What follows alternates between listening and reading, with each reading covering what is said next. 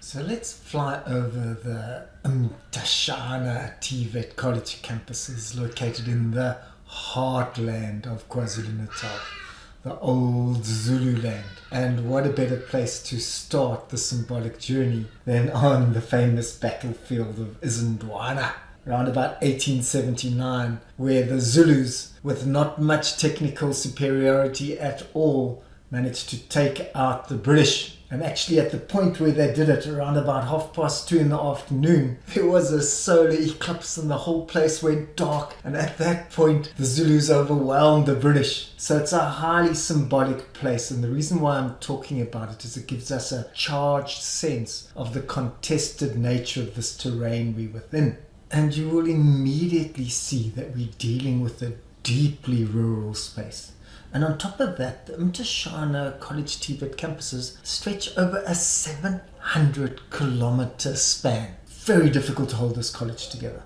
Now this Nkutu TVET College campus, I hope I got it right, is mainly it does electrical engineering, both in the NCV and the DHET courses. And it also offers office administration, and then being a management assistant, and then human resources management. And that's really popular over here because there's a strong sense that you need like a white collar qualification to get you ahead of everyone else in the area who don't have much education, often don't even have a high school education. So there's a strong sense where you have to get something which signals the fact that you can do that kind of work. Now also interestingly, the Nkutu campus doesn't offer tourism.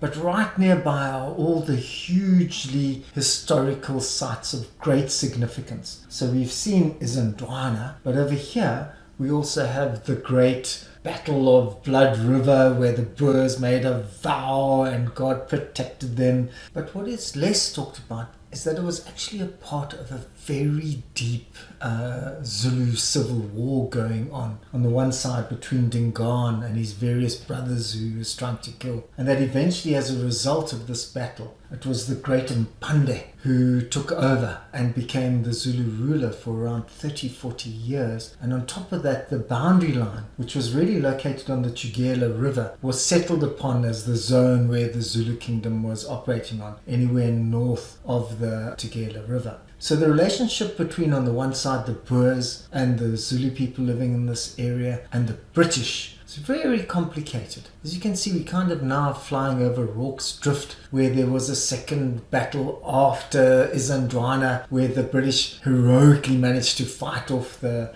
Zulu warriors in that area. So there's a really interesting zone over there. And it's that kind of stuff you could imagine that if the TVET college actually got it as a part of their hospitality and tourism industry, that they do very well. But the comments I've actually heard is that they don't actually hire people from this college in the tourist areas. And to demonstrate that point, we can take a look at the Babanango campus. Interestingly enough, this was where Mpande was actually born. Now this campus does two things. On the one side, it does do a farming qualification, and you can see that there is some agricultural land around the area which can work with. And there historically has been agricultural sites being developed in this area. But it also does tourism management. And that's where I've heard their account that people are really struggling to use that qualification to access work in the area. And that actually deeply disturbs me in terms of the kind of work that the TVET college could be doing. So now what we're going to do is we're going to pull out of the Babanango campus and we're going to fly over the deeply kind of treed and forested area where the Mondi plantations are. And one of the things you'll notice is, number one, you'll see Dingaan's kraal over there. But number two, you'll tend to notice that the plantations tend to be on the southern side. So we're looking north at the moment. You'll see the plantations tend to be on the southern side because that's the cooler and wetter side where the trees actually grow. And we're slowly moving to Ulundi. the great capital of Cetshwayo, which he set up, which was burnt down by the British when they did finally defeat the Zulus. Also then the capital of the old homeland, Zululand. And then eventually also partly the provincial capital, shared with Pietermaritzburg. And located on the southern side of Ulundi is Emalgleni, the Matleng Youth Training Center, which is situated on the Wit-Umfolozi River. The most beautiful location I could actually imagine. And this also does a combination of farming on the one side and tourism management on the other side. And you can see it's got the extensive farming facilities, which I think is absolutely crucial for how we move forward in South Africa with TVET. But the tourism side is not well done, given the historical value that can be taken from this area and this zone. So let's quickly take a look at Ulundi. And you know what strikes me about the place is it's now a municipal capital, but it was historically a provincial capital. Before that it was the capital of the homeland Zululand. Before that it was the capital of the Great Mpande. But the location of the provincial capital in Pietermaritzburg really made Ulundi struggle. Currently struggling with water issues, electricity issues, and actually political issues where the ANC doesn't want Ulundi to really thrive, and Inkatha would love Ulundi to thrive. So now we've pulled out in a southerly direction and we're going to travel north, kind of tracking the coastline on the one side. And we're going to travel to Nongoma, which is around about 60 kilometers away from Ulundi, with two old campuses which are currently being restored. A lot of money is being spent. So you've got the old Kwaikazi College of Education, and then you've got the Nongoma Technical College. And both of these have been substantially reworked with the development of extra facilities like new improved residences. So what you have is with the Ngoma campus, really over there you can do civil engineering, you can do electrical infrastructure, you can do hospitality, you can do office administration, you can do public management and business management and HR, and you can also do electrical engineering and civil engineering. And the current campus which we're flying over, the Kwaikazi campus, currently I haven't seen anything offered there, and I think that's because you can see there's extensive reconstruction work being done, and this is 2019-2020. It's taken a very long time to get this campus going. And there's a lot of other infrastructure around here. So there's high schools, you've got the Ngoma Finishing School, you've actually got the King Bekuzulu High School right there. You've got a private hospital. You've actually got Lindi Zulu's Palace sitting on the one side as well. So there is enormous state investment in Nongoma, and there's also a lot of traditional investment in Nongoma, but there's actually not much industry in the area. What fascinates me about this place is the fact that it was the location of the Ndwandwe people who were involved in that great struggle with Shaka Zulu. And once defeated, what happened was they had to flee outwards and northwards.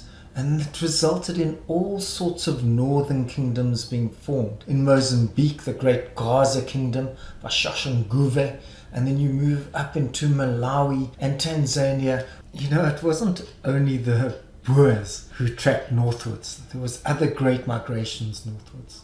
And you can see where this northwards migration would have gone, kind of stretching out towards the Pongola Poort Dam, which wasn't there at that stage, but certainly the Lubombo Mountains were. And you've got the Pongola River and the Mkuzi River with the huge sugar plantations. Now we're moving over the other side to the deepest and furthest part of northern KwaZulu-Natal, kind of caught in a boundary on the one side between Mozambique and Swaziland or Eswatini. Now, this particular area, you can see Cozy Lake right over there, and you've got all the lakes running down, Lake Sibaya and Lake St. Lucia. So there's huge tourist potential in the area, but it's really poor. The students who come to this college stay in the area. They mostly walk to the college from their local homes or the place where they're staying.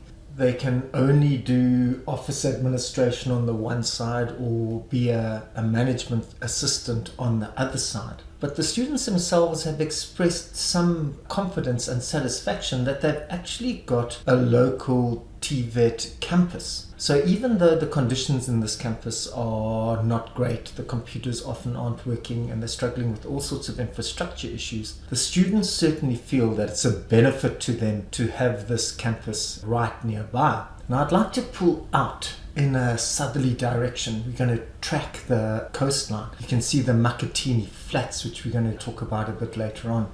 You can see Lake St. Lucia, and we're now in the heartland of the old Zululand. And stretching ahead of you, you can see the places where the Ndwandwe people moved upwards all the way through Mozambique and into Malawi. Now we're moving across to the Vryheid campuses, and there's actually 3 different sections to it. You've got an engineering campus, you've got more of a business studies campus, and you've got the central office. And you can hear from the name Vryheid, freedom, that this is still a very Afrikaner type town, with the townships Bekuzulu and Mondlo on the one side holding the black people. And there's been a very powerful attempt recently to give an accounting of how the land was stripped away from the black people in the area. Because what you currently have is you have quite rich, big commercial white farmers in the area, and they tend to go to the schools, which are interestingly located right next to the TVET college campuses. So for example,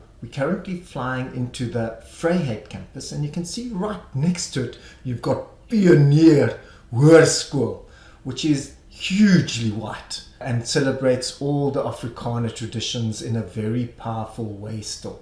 So that's your engineering campus on the one side. And then if we do a trip just around the historically white part of Vryheid, so you can actually see just how untransformed the town still is. And we're moving across now to the business studies campus, and right next to the business studies campus you'll see Vryheid Hoërskool, which by the way actually is interestingly enough more transformed than the Pioneer Hoërskool. And it is here that you can do management assistant on the one side, or if you like, you can do public management on the other side. So we are now pulling out of the business studies campus, and we're going to kind of travel over the town again, checking out the swimming pools and the nice houses and the industrial area. And we're moving across to the central office. Now you have to bear in mind that the campuses are spread over a 600-700 kilometer radius, and they've centralized all the functions at the central office. And this has actually caused some hardship in the ways that the different campuses function when they can't get things done because they have to send the processes back to the central office. But you can also understand the need to consolidate the administration in one place to keep control of finances. Now we're pulling out from Vryheid, and we're again looking towards the Indian Ocean and fly over the huge sugar plantations around the Pongola River